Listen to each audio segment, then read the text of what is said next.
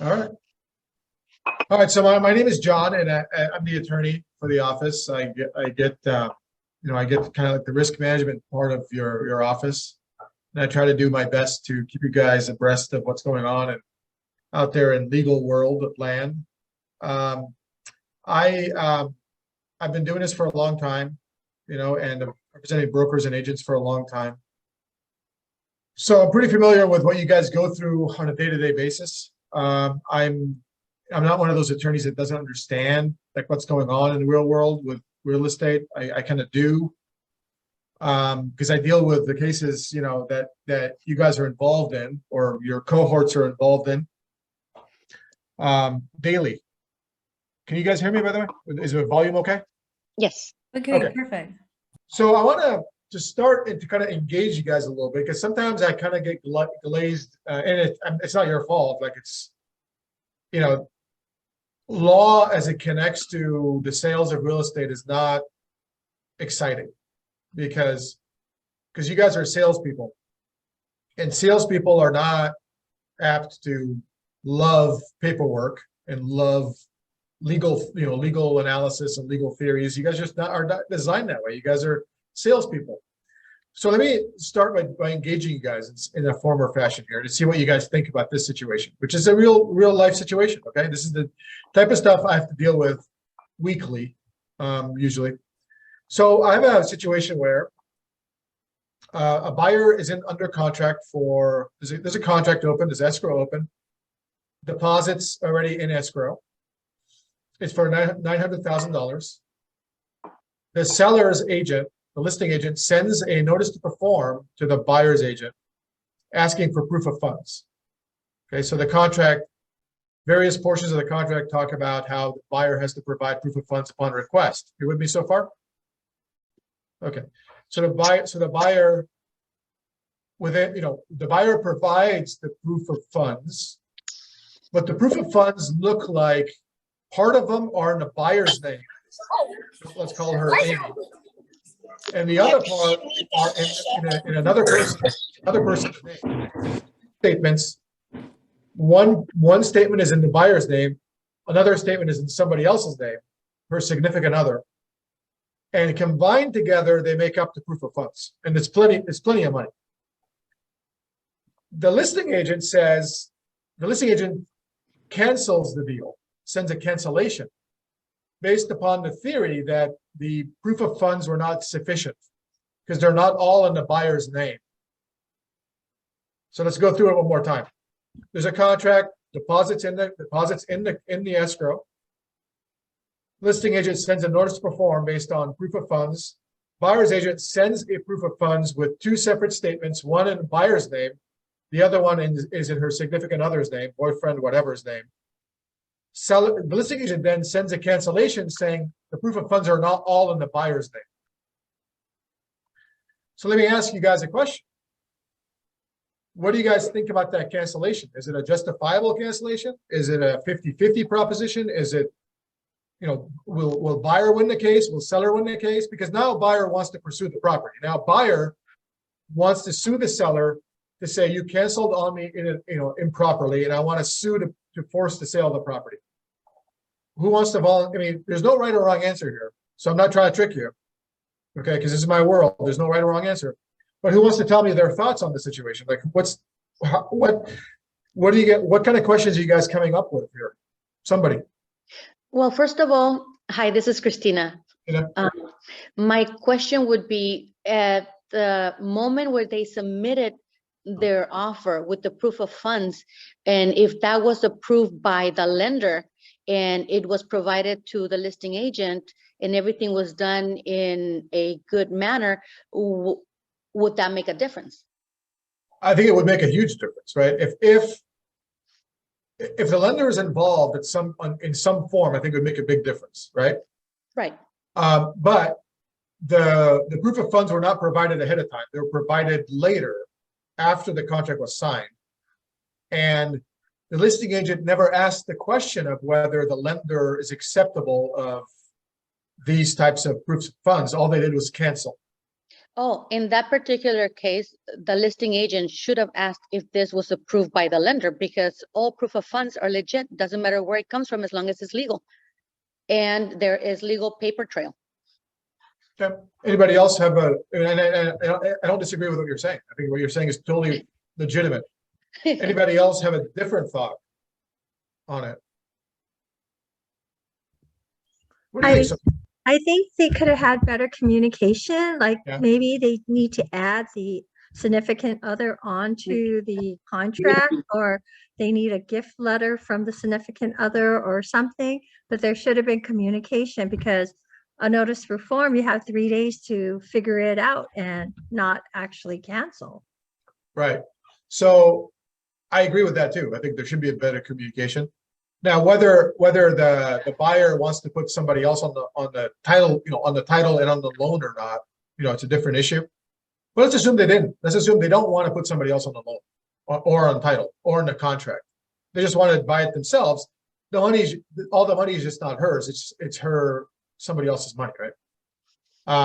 But I agree. I agree with you, with Christina so far, and I agree with Helen so far. Anybody else?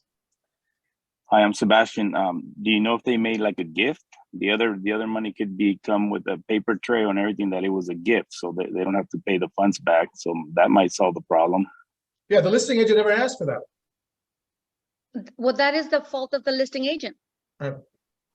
And I agree with that. I think so. Yeah, I mean, anybody else want to say something? I mean, Anybody?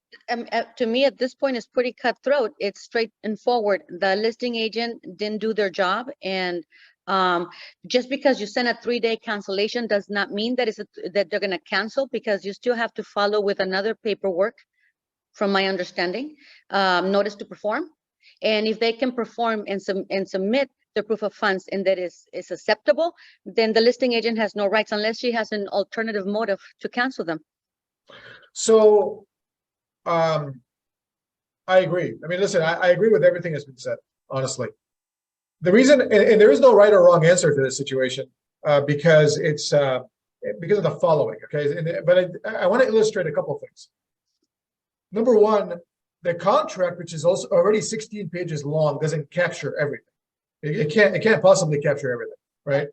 Because there's always going to be situations where the contract is not specific on it. I can tell you from my reading of the proof of funds section of the contract, it doesn't say that the proof of funds have to be from the buyer, right? It doesn't say the proof of funds have to be in buyer's name, right? It just says proof of funds. Correct. So proof of funds were provided. The listing agent, under the theory that she was being aggressive for her clients, and she had a backup offer probably with more money probably, said, well, I'm gonna be super aggressive with these people and cancel on them, even though I got proof of funds, because it's not in the buyer's name. That's an alternative motive. If I was the buyer's agent, I would not let that happen. I would protect my buyer. There's no way, just because you have a bigger, better offer after the fact, I'm still if I'm providing you with legal proof of funds that are acceptable, then you can't just cancel me. How would you protect your buyer? Well, first of all, with documentation, how legit is this proof of funds? And if it's acceptable with the lender, the bottom line is the loan. Will it go through? Right. Now, and you're right, right? And that's down the line. But short term, you get a cancellation from the seller. What would you do as a buyer's agent to try to stop the cancellation? Or if you can, I don't know if you can stop the cancellation, but what would you do at that point when you got the cancellation? I will provide them with a letter from my lender stating that this is an acceptable proof of funds, and that the loan is still good and strong moving forward, that everybody is still, ready and willing to close. So that's how I would provide it. Okay. So, and I agree. I mean, I agree with all that. So can they have, during submitting the contract, can they have submitted like an addendum, adding the actual proof of funds, like making the actual person, the other extra person? They could have, I mean, they could have done a few things. Now, understand that the time that maybe the buyer's agent should have been a little bit more proactive and provided proof of funds earlier, but she did provide them within the necessary timeline after getting the notice to perform. But maybe it wasn't to the seller, the listing agent's liking. Maybe the listing agent would have still canceled the transaction, no matter what you provided, because she would have made a determination that it's just not good enough no matter what, right? We're going to court. Yeah, right. So yeah, and that's the issue, right? That's the issue that comes up here, is that you're probably going to court. Now, if it goes to court and it turns out the listing agent gave bad advice to her clients, that's a problem, right? So if the listing agent said to her clients, hey, we can cancel these people based on the fact that all the proof of funds are not in the buyer's name, even though it turns out later that the buyer could have used that money to close the deal, the listing agent's got a problem. But who do they have a problem with? Their seller. Yeah. Because their seller would say, you put me in this position by giving me this advice, and it's bad advice, right? Correct. So one of the things that's instructive for you guys, illustrative for you guys, is if you're going to take a super aggressive position with regard to these files, make sure that they're grounded in some sort of a reality or legality, right? Get legal advice from me or your attorney that says, hey, I should do this or I should not do this, because you're taking an aggressive position that could have repercussions. So what happened here, I believe, is the listing agent gave her client legal advice of the actual proof of funds not being sufficient, right? I think it's legal advice, and it's a problem. Yeah. So don't find yourself in this position. I mean, one of the things about risk management is that I always tell agents, okay, if the line is here, always stay to the left of the line. Okay, never push this line, right? Stay to the left of the line. Be conservative with your advice to your clients. It's fine and dandy to be aggressive for your client. And I don't say anything bad about being aggressive. I think you should be aggressive. For example, here's a situation where you should be aggressive. And let's use the same example, okay? The buyer has not sent you proof of funds. Be super aggressive. By all means, send out a notice to perform. That's an aggressive move you want to send out to the other side. I'm sending out a notice to perform to the other side. The buyer has not waived contingencies on the 10th day, 17th day, whatever. Be aggressive. Send out notice to perform. Okay, on the day that it's due. That's being contractually aggressive. Mm-hmm. Where you don't want to be aggressive is when you give advice that's 50-50. You don't want to be aggressive there. You want to be conservative. Because if it's a 50-50 proposition, then if you give the wrong advice and they don't get it from an attorney, they're going to blame you. Right? Because you guys are not designed, your brain is not wired unless you come from a math background. Most people are not. But attorneys are trained in this. When somebody asks me a question, what do you think is going to happen about this, John? I give them a probability. I don't give them a yes or no answer, because there are no yes or no answers in the law. So when somebody asks me, what are my chances of winning this case? I never say 0 or 100%. I evaluate the case, how strong it is, and give them a percentage. That implies a percentage of winning, a percentage of losing. Agents are not designed that, but it's okay. The trick here is not to push the envelope so far. So essentially, the listing agent probably told her client, I don't know if you could cancel based on the fact that we have proof of funds from 2 separate parties. I don't know. The contract, as I read it, doesn't say that you can't present proof of funds based on somebody else's statement. So talk to an attorney about that. If you don't want to talk to an attorney about that, fine, but I'm sending you an email, Mr. Seller, saying to you, I don't know if you can cancel based on that. If you want me to move forward based on this cancellation, then you're instructing me to do it with incomplete information. You're telling me to cancel. I understand what you're telling me. I'm not sure if you could, because I'm not an attorney, but I'm gonna follow your instruction anyway. That's a cover your ass email, right? And you need to do that once in a while with your clients. So that's why these things are important, right? Kind of a real life scenario that you guys are involved, that agents are involved in. Sometimes if you're giving a 50-50 advice and your client wants to move forward that way without consulting an attorney, then document your file. Documentation, right, is important. Document your file and say you agree to move forward with a cancellation based on, based on our discussion. But I told you I don't know if you can cancel or not. Understood? Everybody understand what I'm saying? Yes, but you know what? Yes. To make a comment to that, John, as a listing agent, when you receive proof of funds, it is our job to investigate how legit are those proof of funds. Where does it come from? Talk to the lender. Is this before you even open your big mouth and say anything to anyone and put any ideas in anybody's head? You have to do your homework. That is part of doing our due diligence. That way we can also avoid any misunderstanding. So this listing agent, I put a big question mark on her or him. So it's very possible that we don't know this yet, right? It's very possible a listing agent went to their client and said, here's the proof of funds. I don't know if we can, I don't know what to do with this because there's information from somebody else. What do you want to do? I can investigate it further. What do you want me to do? And it's very possible that the client says, no, we have a backup offer for more money. Go ahead and cancel. So it's very possible that the agent was instructed to cancel. But This you're is where under a legal and binding contract. And unless you can prove that my proof of funds are illegal, we're moving forward. I understand what you're saying. I'm not denying what you're saying, Christina. Yeah. But it's the same situation. It's the same situation, and it looks slightly different, but the same result. Okay. Right. You show a property to your client. Your client says, "Yeah, I like it. I'm going to make an offer." Well, you know that the roof is really leaking here, right? Yeah. I don't care. I'm gonna move forward anyway. But the roof needs replacement. Yeah. I'll just pay the money, whatever.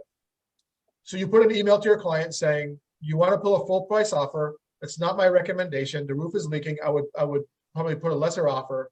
Blah blah blah. Same situation. Okay. But the reality is this: sometimes your clients are determined to do something. The trick is, if your clients are determined to do something, is to document it on your site. Now, True. If that conversation did happen between the listing agent and the seller, I hope she documented. Because if she didn't, or if it was her idea, then she's got a problem, right? Yeah. So, John, go ahead. this is good morning, John. This is Sebastian. I was just wondering because the way this thing went, it kind of sounds like hopefully not, because we're here to help the clients and the fiduciary duties, obviously. But the listing agent, to me, and the seller might have gotten together, and the listing agent is the one that would have known that the funds weren't from the same person, and they saw that the other offer was significantly higher. You never know if they work things out and say, let's cancel this one, we'll get the second offer, just for greed. It happens. No, of course. I mean, and yes, you're right. I mean, had they had no other offers, I think they would have stuck it out with the buyer to see if they could perform, right? But they obviously had other offers, Right. It's The only obvious. other potential result is the seller no longer wanted to sell, but that's unlikely, right? Because I think they took another offer. So yes, I totally agree with that. I think that their motivation as someone was to cancel. The reason why I bring this up to you guys is to show you kind of how agents are involved in these very tricky scenarios, right? And as agents, you guys have to kind of maneuver the trickability of things, and sometimes, and you guys are involved in a legal field, hyper legal field, and sometimes you guys will have to make decisions on the fly. But if it's something not absolutely concrete in your head, 100%, then you need to ask your clients to seek legal advice. And if they don't seek legal advice, then you need to tell them that if they want to move forward on the way they want to move forward, that you have told them to get legal advice, and they decided to move forward without getting that advice. Make sense? Makes sense. Okay. Hey, John, Yes. can you hear me? Yes, I can. Hi. In that situation that you just described, I'm sort of, looking at this like, what could I actually do in the beginning? So, I mean, outside of math, somebody throws an EMD offer in at, making things easy, $10,000. Well, they show with their email that they got $9,000. Well, yeah, that's simple math. But can I, as an agent, check out, say the person making the offer and, I don't know, call the bank or call the client and say, hey, show me your 10,000 or show, can I do anything? So I don't want to parcel words here. I think I understand the general gist of your question. But the EMD is kind of one of those things that either it comes in full or it doesn't, right? So the EMD is a little bit different in that you have 3 days to deposit the EMD with escrow after opening, right? If the EMD is not into escrow in full, then you can send a notice to perform. You don't have to check anything because the EMD is actually on the contract. The contract says you got to deposit 5,000, 10,000 into escrow. So that's absolutely certain. It's a certain amount. If the buyer deposits 5,000 into escrow, number one, escrow may reject it because it's not the full amount. But if they don't reject it, then you can send a notice to perform based on the full amount. If they don't perform, you have no further obligation to check anything. You can just cancel because the actual amount is in the contract. But in this situation, it's a little bit different situation because all the contract requires is proof of funds. The question is, what is enough proof of funds? That's what the question is. And that's not 100% or 0%. That's a gray area, right? You catch me on that? Yeah, I do. And that's where Christina was saying the listing agent should have further inquired. Yes. And I agree with that. And the reason why the listing agent should have further inquired is because it's not a black and white issue. It's a gray issue, gray area.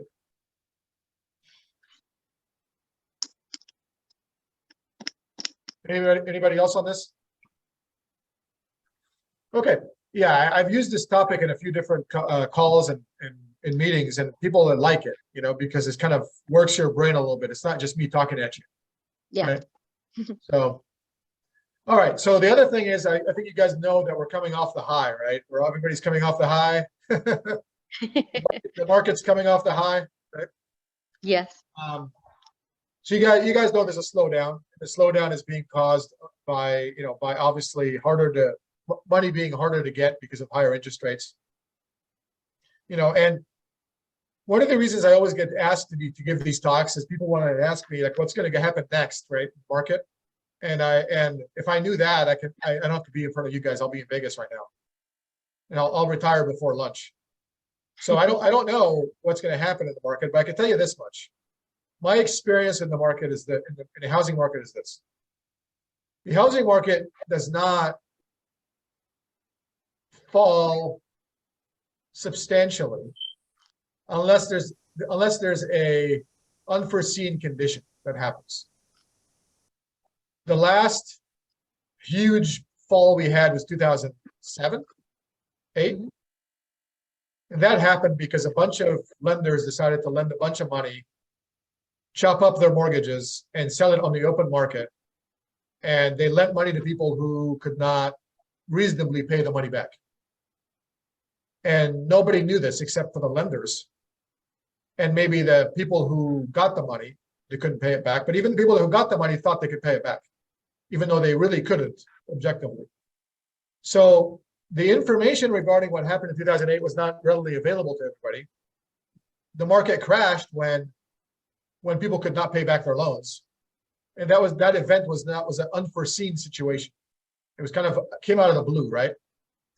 If you went to some industry update or a car call or whatever in 2007 or 8, before the crash, and you ask them what was the status, what's going on with the market, they would tell you the market's doing well. Okay. What we are facing now is, in my opinion, and you may call me a complete idiot in about 3 or 4 months, but what we're facing now is cyclical, which is normal. It's a normal cyclical situation that happens in the market. That's what we're facing. And the reason why I say that is because the market volatility has already been priced into the market itself. The reason is because people have been knowing for months and months that the interest rates are going up. So right now what we're dealing with is essentially a normal downward correction in the market that should last a few months, but is gonna snap back within a few months, I hope. Okay. I like your opinion. Okay. Well, and it is just an opinion. It is just an opinion. I don't see the same forces impacting what's happening now that happened in 2008. There's not that bizarre kind of issue that comes out of the blue and crashes the market. It's not there. Okay, so my opinion is that it's a normal market correction. For how many months people have been saying, well, the market just can't keep going like this, can it? I mean, it's going to correct. They're going to raise interest rates at some point. Interest rates are too low. So whenever you have general knowledge of what's happening, the reasonable people out there already have absorbed that into the market itself. And what you're looking at is a market correction that's normal. What's normal? 10, 15%? Now, not 10% off of what you have your listing at, because your listing may be overpriced. Okay, 10% or 15% off of what the market value is. Okay, you know, not your listing of a $500,000 house at $650,000. That's unreasonable. Okay, the market price, $500,000. It was worth $500,000. It's going to go down 10 to 15%. It's going to go back up in a few months. I don't know how long, but it's going to go back up. So what does it mean to you short term? What I mean to you short term is that the buyers have more power right now. Buyers have more power. The sellers are a little bit more desperate. Now, the desperation is not fully realized yet because I still see some overpriced properties. It takes a while for people to get knocked in, you know, to adjust their behavior, right? So sellers still think that they're still in a seller's market. They're not. It's converting into a buyer's market, which is normal. Cyclical is normal. Buyer's market, seller's market, buyer's market, seller's market, normal. How long they last, nobody knows. But they will change. So we're going into a buyer's market. You have to adjust your behavior and adjust your client's behavior and expectations, either as a buyer or as a seller, right? So start doing that now. Adjust your listings, your seller's expectations, and adjust your buyer's expectations. You need to start doing that. Because you know what's happening in the market. You know better than I do. You guys are in it day to day, and the market is softening. Anybody disagree with that? No. Okay, so adjust your clients' behaviors. Okay, they're looking to you to tell them what's going on, and what's going on is the market is softening, Mr. Seller, Mrs. Seller. It's softening. So what do we do? What do we do, Christina? The market is softening. Well, you got to be more reasonable as a seller to sell your house. But my neighbor sold it 2 months ago for $1 billion. Not the same market anymore, Mr. Seller. The market is softening. It's 2 months. 2 months ago, you might as well be 100 years ago. I'm sorry you missed the high, but you missed the high. You're coming off the high. You want to sell your property, you got to be more reasonable. Oh man, I thought I was going to sell it for more than my neighbor. It's it's a bigger lot, blah blah blah. Great, but you hire me to give you reality. Mm-hmm. And the reality is the market is not as good as it was 2 months ago. I'm sorry you missed it. Okay. So you have to adjust your expectation with your client. If you want to close the deal, you got to adjust the expectation, right? When a client comes to me and says, I have a great case, and I look at his case and say, you don't have a great case. You have a 50% chance of case. Well, I don't understand what you're saying. Like, I have a great case. You're only seeing 50% of it. I see the other 50%. I do that all the time. And they may not like what I'm saying, but I can sleep at night. And if they hire me, I'm going to get paid because I've already told them the truth. If I tell them they have a great case and I have a problem with their case, am I going to get paid? No, because I shouldn't be having a problem with their case if I told them it's 100% case. So if you guys tell your clients that they have it's still a great market, we're going to sell your property for whatever these guys want, and it doesn't happen, your client's going to fire you, and you're going to get paid anyway. You might as well tell them the truth, so you can get paid. Okay, so so I want you to adjust the expectations. And that's part of risk management. How is that part of risk management? The client's psychology has a lot to do with how they deal with you after the sale. If they believe that they were ripped off because you didn't tell them the truth, they're going to find reasons to sue you. If they believe that they were treated fairly and you did your best, then they're not going to sue you, no matter what. It's just their psychology. So I can't tell you how many times I've had clients come in who are buyers and sellers who tell me something like, I think my agent did a bad job for me and I want to try to sue them. Well, how did they do a bad job? Well, they never communicated anything. And they didn't give me any options to do anything. Sometimes the cases are just bad because even though they didn't give them any options, it doesn't matter, right? But the psychology is there. I want to focus on the psychology. So plenty of times I've had clients come to me and say, you know, that we found so-and-so wrong with our house. And I want to sue the agent and I want to sue the seller for so-and-so being wrong. And my question to them is, well, did you get an inspection report? Did you get an inspection done? Their answer sometimes is, yes, I got an inspection done. What does the inspection report say? Well, the inspection report says that there's an issue. I say, wait a second. You want to sue the seller and you want to sue your agent for an issue that's identified in the inspection report. And this is, you got the report before closing, right? Yes, I got the report before closing. So how can you justify suing anybody for something that you know? Well, the agent, the inspector was totally in on the conspiracy because he was in the agent's back pocket. How do you figure that he was in the agent's back pocket? Why would you say the inspector is involved in any of this? Oh, because the agent told me I can only use this inspector. Okay. Don't fall into that trap, right? If you got a type of client who's going to be calling you to task on a lot of things, and this is where reading the client and being experienced matters.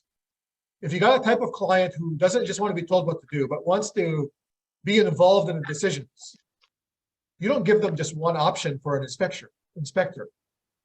You don't give them one option for a home warranty. You give them multiple options and have them choose. You got me? If I'm a ultra demanding principal, a buyer, I'm demanding, and my personality is I want to make decisions, and you give me multiple choices of an inspector, and I choose the wrong inspector, it's on me. If I choose the wrong home warranty, it's on me. Now, we all know in this room that inspectors are all the same, mostly, and home warranties are all the damn same. But that doesn't matter because it's the psychology of your client that matters. So if you have a demanding client, give them options. Don't force them to take options. Don't force them to take your choice. Any questions on that? Okay. How many of you give your clients options with regard to inspectors? Good. How many of you give your clients options with regard to home warranties? Good. That's the way to go. That's the way to do it. That is the way to do it.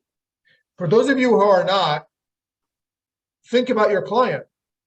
If they're the person that's going to cause you problems down the line, give them options.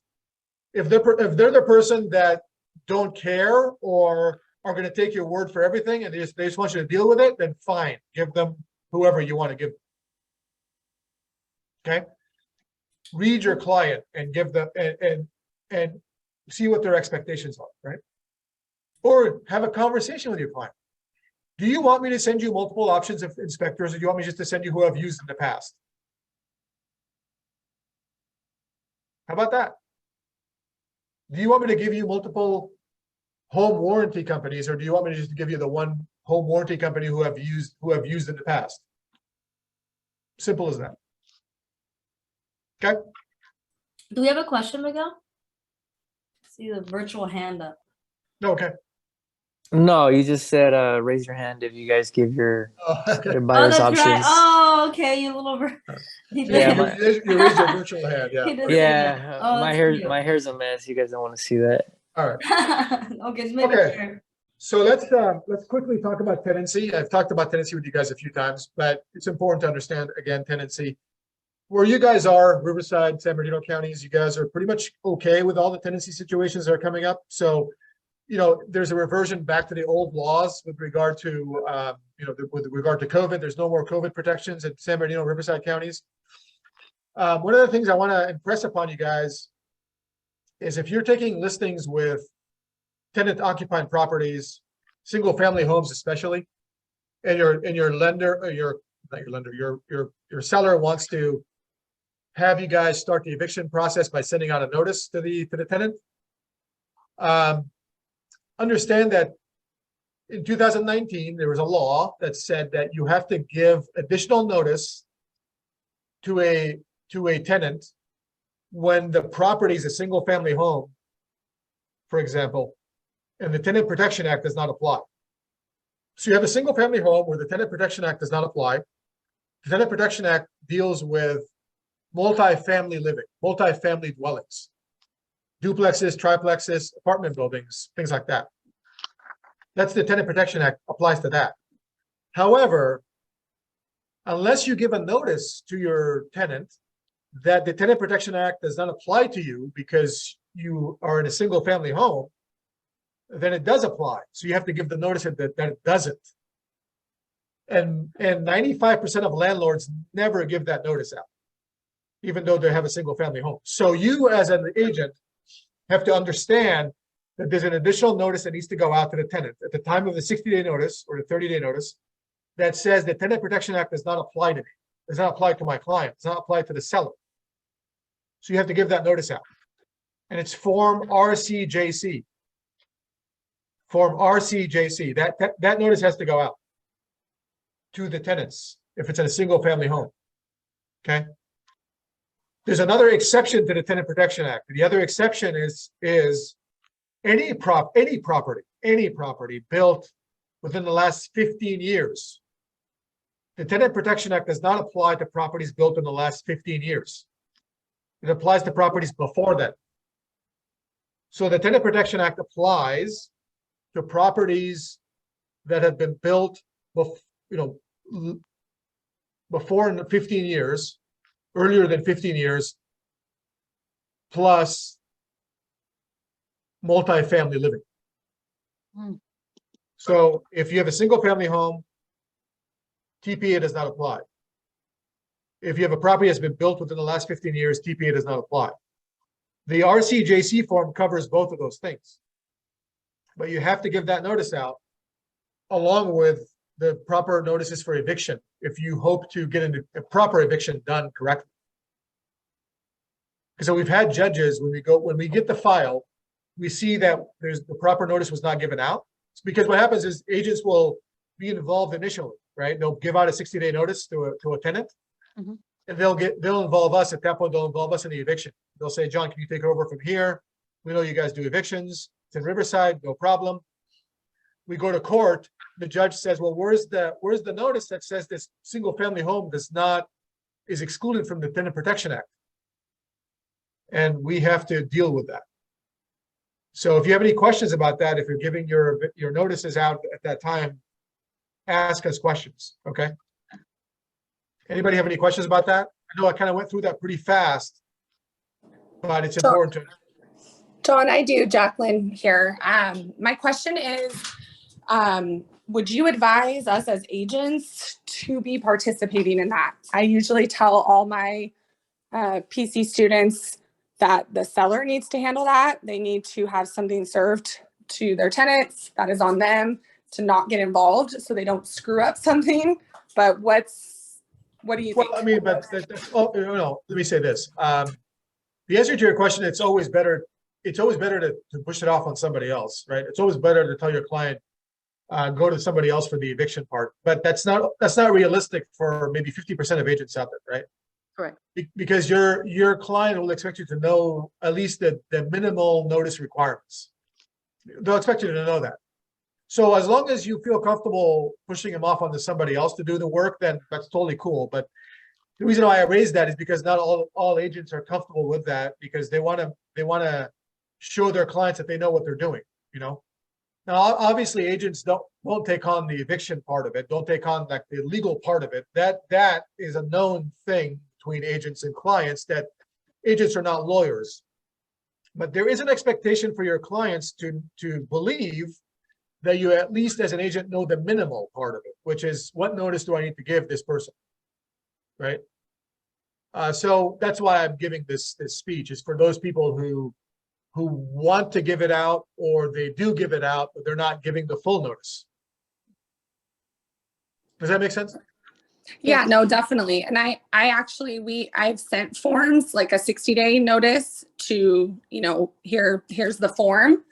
I just didn't know, like, actually serving the tenants with the notice or that kind of thing. But is it 60 days right now still, or Okay, with so that RCJC form? well, let me discuss your earlier statement first. Okay. Okay. You sent the form. You made a decision that form was correct, and you sent it to your client. So you're already involved. Yeah. Your client's going to rely on that form, and whatever manner they serve it or not serve it is not the issue here. They're going to rely on you, that you provided them the right form. So what I'm saying to you is accurate. You need to send the proper form.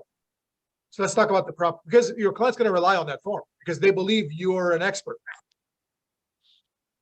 So let's talk about the forms, okay? If a tenant is month to month in a single family home, and they have no lease, meaning they're month to month in a single family home, they've been there over a year, you need to send out a 60-day notice, 60-day notice. Over a year, single family home, 60-day notice. Along with that 60-day notice, you need to send out the RCJC form notice saying that the property is not subject to the Tenant Protection Act. So that form needs to go out at the same time as the 60-day notice form. So if you provide your client with one form saying 60-day notice, which you could be correct on, but you don't send them the other form, which is something else that's required, that's a problem. This is why we're having this discussion. If you don't understand all the forms that are required, then either one, don't send them anything, or talk to us, talk to your broker, talk to me before you send your clients forms, because your clients are going to rely on those forms, right? Okay, So, got it. okay. And what about if they've lived there less than a year and have a lease? Are they able to break that, or Okay, how? So less than a year, on a month-to-month, less than a year, 30 days notice. That's all that's required, 30 days. If it's a lease, you cannot break it to evict them for any reason, unless they're not paying rent. Okay, got it. And when I'm talking Thank about you. a lease, I'm talking about like a 6-month lease, a year lease. Like it says, you are a tenant of the property from August 31st, August 1, 2021 to August 31st, 2022. You cannot send any type of notice that evicts the people until the end of the lease. Okay, Okay. thank you. Thank you, I got a John. quick question for you, Jackie. Is the RCJC, is that form in car forms? Yes, it is important. Yeah, yeah. Okay, cool.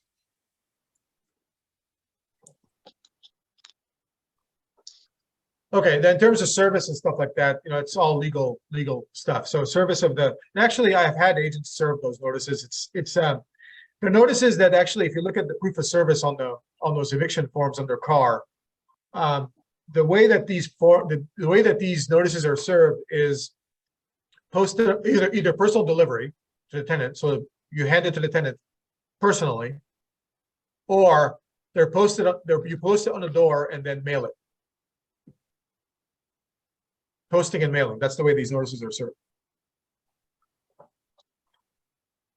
I mean, I can talk forever about evictions and tenancies and things like that. I don't think a lot of you would not be interested in that stuff because a lot of you don't deal with those kind of situations. But, I mean, you guys are going to be taking listings with people in them. So you guys need to understand tenancy law, at least on a superficial level, because you got to know when the people are going to be out of the property so you can list them and sell them, right? Any other questions on this?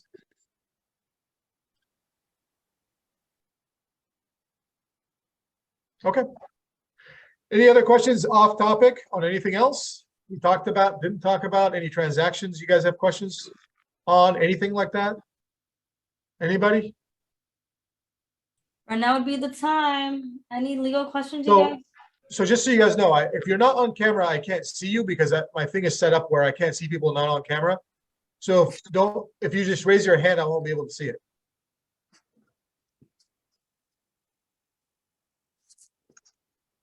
I guess we have no questions then. All right. I was so good that everybody understood everything I said. It's a lot of information to take in sometimes. It's a lot of information, I know. Is there anything that they're asking in PC, Jacqueline?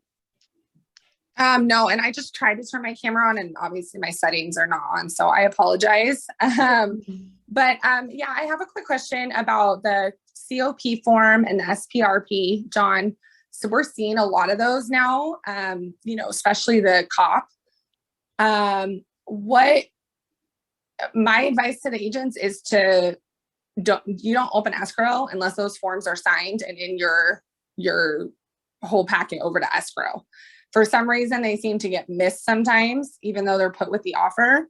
So would that be your same advice? Like that needs to be all signed ahead of time, because sometimes it's just added like on the MLS or something like that. And these sellers are not realizing that. And then, they can't find a home and the other side is sorry, like we're not backing out. So that's my advice I give to the agents right now.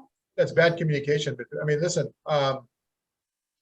that's a huge problem if the contingency does not make it into the contract.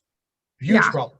Yeah. Because you putting it on the, let me explain something very, very clearly. You putting something on the MLS is not contractual. The MLS is an advertisement. It's not a contract. So you saying something on MLS saying seller needs to find another location, and then that to close, contingent on seller finding a property. If you have that in the MLS, but it never makes it through to the contract, you got a big problem. So yes, if it's not in the contract, make sure it's in the contract when you get things signed and before you open escrow, because if you don't, and you already have a fully executed contract, the other side may refuse to sign something like that later. And your argument of was on the MLS is going to fall flat. Make sure they sign before you open escrow. Or maybe send them, counter offer, including the COP. Yes. And that will protect. Yes. So that's what I do. I have them put it on a counter if there's a COP, I say COP, part of this contract, it is attached. And so in case through the grapevine it gets lost, or the SPRP, same thing, it's on the actual counter or wherever. So it's reiterated twice kind of, because we have the form, but I'd rather be safe than sorry. So then you just said it's on the counter, you're protected, and then you just Yes. follow with a 5-day notice, maybe, whatever. So, and you guys agree that now that the equilibrium is changing a little bit toward the buyers, right? It's changing a little bit toward shifting toward the buyers. You're gonna see a lot more COPs and a lot less SPRPs, right? yes. Yeah. Because buyers are getting leverage. How many COPs have you seen in the last year before now? How many COPs have you seen in the last year? How many offers with COPs have you accepted in the last year? None.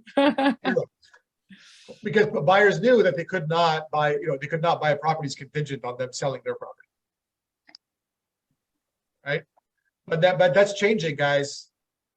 Buyers are going to start understanding that, hey, I can sell my property. I can wait.